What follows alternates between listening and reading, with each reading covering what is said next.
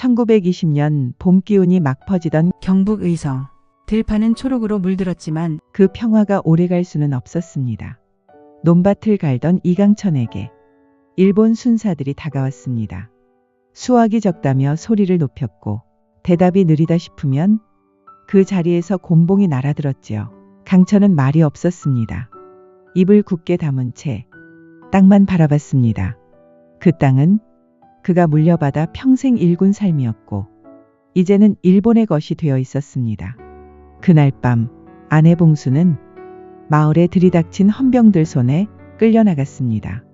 군수물자를 실을 여자가 필요하다. 이유도 목적도 알려주지 않았고 강천은 그녀의 손을 제대로 잡지도 못한 채 그저 멀어지는 발자국만 바라보았습니다. 그게 마지막이었습니다. 아이 둘을 남겨두고 그는 아무 말 없이 이웃 어르신 댁을 찾아가 잠시만 돌봐달라 부탁하고 작은 보퉁이 하나를 챙겨 집을 나섰습니다. 무작정 북쪽으로 향했습니다. 국경 너머 만주로. 길동무는 마을 교사였던 김무성. 그도 사랑하는 사람을 잃은 사람입니다. 밤에는 발끝으로 걷고 낮에는 몸을 숨기며 그들은 살얼음 같은 땅 위를 지나갔습니다. 얼굴은 바람에 트고 주먹만한 주먹밥으로 하루를 버티며 한 발 한 발 국경을 넘었습니다. 그들이 도착한 곳은 만주의 화룡연. 해진 무명옷을 입은 조선인들이 산속에서 훈련을 받고 있었고 그들 손엔 오래된 총이 들려 있었습니다.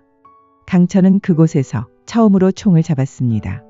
가만히 손끝으로 총몸을 어루만지며 생각했습니다. 이걸로 나라를 되찾을 수 있을까?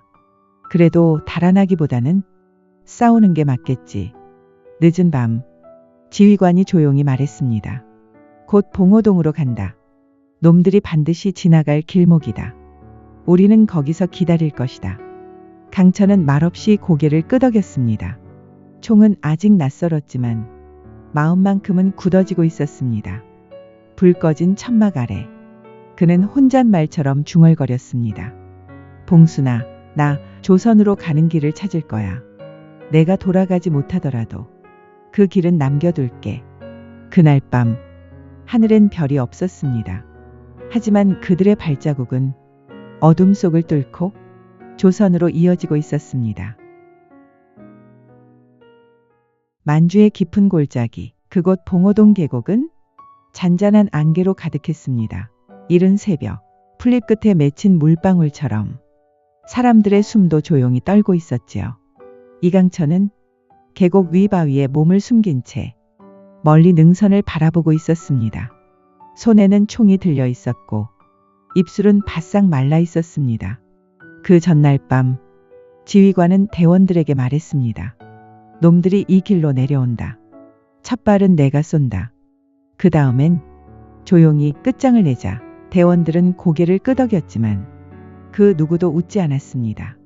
긴장감이 공기처럼 배어 있었고 모닥불 대신 눈빛으로만 마음을 나눴습니다.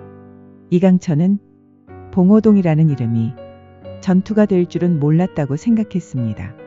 하지만 이곳에서 무엇이든 끝나도 괜찮다고 느끼고 있었습니다. 그날 아침 계곡 저 아래에서 일본군의 군홧발 소리가 들려오기 시작했습니다. 조용하고 일정한 발소리. 하지만 그 발소리가 그들에게는 사형선고처럼 느껴졌습니다.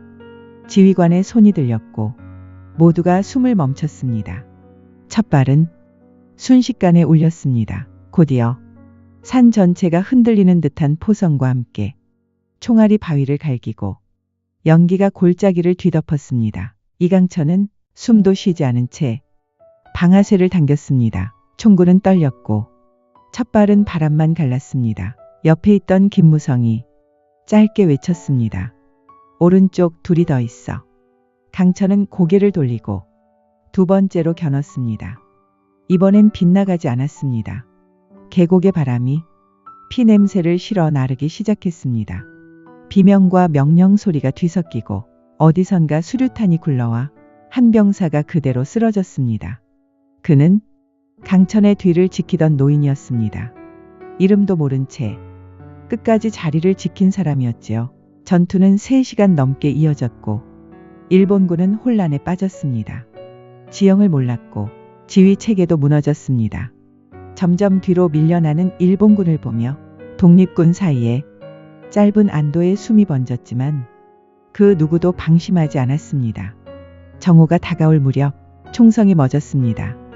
봉오동 계곡엔 고요함만이 남았습니다. 그 고요함은 평화가 아니라 죽음을 확인하는 침묵이었습니다.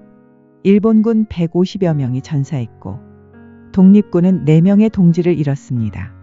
강천은 쓰러진 노인의 몸에 자신의 담요를 덮었습니다. 말없이 손끝으로 이마를 어루만지며 짧은 인사를 남겼습니다. 그리고 그날 밤 천막 안에서 누군가 조심스럽게 말을 꺼냈습니다. 우리가 이긴 건가요? 그 말에 아무도 대답하지 않았습니다. 그들에게 이김이란 살아남은 자의 몫이 아니었으니까요. 총은 잠시 멈췄지만 싸움은 끝나지 않았습니다. 조선으로 가는 길은 아직도 너무 멀었습니다. 1920년 10월 가을빛이 짙게 내려앉은 간도 땅. 붉게 물든 잎사귀가 산 능선을 따라 흔들리고 있었습니다. 하지만 그 아름다움 이면에선 또 다른 피바람이 불 준비를 하고 있었습니다. 봉오동에서의 승전 이후 일본군은 조선 독립군을 그저 흩어진 육격대쯤으로 여겼습니다. 하지만 그들의 자존심은 깨끗이 짓밟혔고 결국 보복이라는 이름 아래 수천의 병력을 몰아 간도 전역을 포위하기 시작했지요. 청산리, 그 이름은 조용하지만 그곳은 피의 골짜기가 되어가고 있었습니다. 김좌진 장군이 이끄는 북로군 정서, 거기에 서로군 정서, 대한독립군까지 산 아래 계곡에 모여들었습니다. 그들의 총은 여전히 낡았고 탄약은 넉넉하지 않았지만 그들의 눈빛엔 포기라는 단어는 없었습니다. 이강천도 그 병력 사이에 있었습니다. 더 이상 첫 전투의 떨림은 없었습니다. 그의 손은 침착했고 눈동자는 단단했습니다. 밤마다 그들은 이동했습니다. 한 자리 오래 머물지 않았고 불빛도 피우지 않았습니다. 서로 말이 줄어들수록 마음은 오히려 더 깊이 이어져 갔습니다. 그리고 마침내 10월 20일 새벽 청산리 전투의 포성이 산 전체를 뒤흔들었습니다. 적은 수적으론 압도적이었습니다. 중화기, 기관총, 포병대까지 갖춘 일본군이 계곡으로 밀려 들어왔지만 그들이 모른 게 하나 있었습니다. 이 땅은 조선을 향해 목숨 걸 준비가 된 자들이 자신의 마지막을 묻을 각오로 선택한 곳이었다는 사실이었습니다. 첫 전투는 백운평, 이어 어랑촌, 왈루구, 천수평까지 계속된 격전 속에서 독립군은 밤낮으로 포위망을 뚫고 재정비하며 전투를 이어갔습니다. 이강천은 17살짜리 전령병과 나란히 엎드려 적의 발소리를 들으며 숨을 죽였습니다. 포탄이 날아와 흙과 피가 뒤섞이는 와중에도 그들은 땅을 벗어나지 않았습니다. 김무성은 부상병을 업고 달리다 끝내 쓰러졌습니다. 그를 실은 들것은 끝내 산을 넘지 못했습니다. 이강천은 자신보다 먼저 사라진 이들의 이름을 잊지 않기 위해 밤마다 작은 돌멩이에 그들의 이름 한 글자씩을 새기곤 했습니다. 전투는 엿새 동안 이어졌고 그 계곡엔 말보다 많은 총알이 오갔으며 목숨보다 많은 피가 흘렀습니다. 결국 일본군은 1200명이 넘는 사상자를 냈고 독립군도 90명 가까운 전우를 그 산자락에 묻었습니다. 싸움이 끝난 날 청산리에는 다시 고요가 찾아왔습니다. 하지만 그 고요 속엔 이겨서 기쁜 것도 살아서 다행인 마음도 없었습니다. 이강천은 피 묻은 손으로 언 땅을 조용히 쓸어내렸습니다. 그리고 말없이 그 땅에 이마를 대고 속삭였습니다. 여기서 조선이 가까워졌을까요? 답은 없었지만 그는 알았습니다. 자신과 같은 수많은 이름 없는 이들이 여기 남아 나라라는 것을 조금씩 밀어올리고 있다는 걸. 1921년 여름, 간도 땅은 더 이상 그들에게 안전한 곳이 아니었습니다. 청산리 전투의 승전 소식은 많은 조선 사람들의 가슴을 뜨겁게 했지만 그 여우는 오래가지 못했습니다. 일본군은 그 패배에 대해 사과하지 않았고 대신 간도학살이라는 이름의 보복을 시작했습니다. 무고한 조선인들이 총칼 앞에 쓰러졌고 마을은 불에 타 사라졌습니다. 살아남은 독립군과 민간인들은 더 깊은 북쪽으로 피신해야 했습니다. 그들이 향한 곳은 러시아 땅 자유시였습니다. 자유시는 이름과 달리 그리 자유로운 곳은 아니었습니다. 레닌의 혁명 이후 소련의 질서는 낯설었고 그 틈에서 독립군 내부의 갈등도 조금씩 고개를 들고 있었습니다. 무엇이 옳은가? 어디에 서야 조선을 위한 것인가? 서로의 생각이 달라졌고 그 차이는 생존의 벼랑 끝에서 칼끝이 되어 돌아왔습니다. 이강천은 자유시에 도착한 뒤 총을 내려놓았습니다. 총보다 더 무서운 것이 사람 사이의 불신이라는 걸 그는 처음 알았습니다. 어느 날 밤이었습니다. 짧고 굵은 호루라기 소리가 막사 안에 울려 퍼졌고 이강천은 그 소리에 잠에서 깼습니다. 그 다음은 총성이었습니다. 총을 든 건 일본군이 아니었습니다. 같은 조선의 피를 나눈 병사들이 서로를 향해 총구를 겨누고 있었습니다. 그것이 자유시 참변이었습니다. 한순간에 수백 명이 사망하거나 실종됐고 남은 이들은 포로가 되거나 총을 버리고 뿔뿔이 흩어졌습니다. 이강천은 그 혼란 속에서 간신히 탈출했고 숲속을 헤매며 며칠을 굶다. 버려진 막사 하나에 몸을 숨겼습니다. 그곳에서 그는 전우였던 김무성이 남기고 간 작은 수첩을 발견했습니다. 표지엔 짧은 문장이 적혀 있었습니다. 우린 조선을 잊지 않았다. 그 한 문장 앞에서 강천은 말없이 앉아 있었습니다. 밤이 지나고 새벽이 올 때까지. 그날 이후 그는 더 이상 어느 부대에도 속하지 않았습니다. 홀로 떠돌며 때로는 연락병으로, 때로는 이름 없는 병사로 지워진 전쟁의 틈을 건너갔습니다. 그리고 그의 이름도 역시 역사에선 사라졌습니다. 하지만 어딘가에선 그처럼 살아남아 누군가의 싸움을 이어간 이들이 있었기에 우린 오늘을 맞이한 것인지도 모릅니다. 1922년 강천은 바다를 건너 1922년 강천은 상하이에 도착했습니다. 그는 더 이상 전투복을 입지 않았고 총도 들고 있지 않았습니다. 하지만 그 마음속에는 여전히 조선을 향한 싸움이 조용히 타오르고 있었습니다. 상하이 프랑스 조개지, 좁고 어지러운 골목 사이 임시정부 건물이 숨어 있었습니다.